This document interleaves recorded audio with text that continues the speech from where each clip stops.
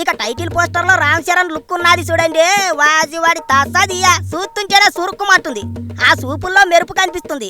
ఆ జుట్టు గడ్డం అన్నింటికి మించి ముక్కు కెట్టుకున్న రింగ్ ఉన్నది చూడండి, ఊరమాసు.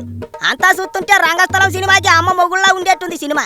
పైగా పోస్టర్ లో చూసారా, రామ్ చరణ్ క్రికెట్ బ్యాట్ అట్టుకున్నాడు.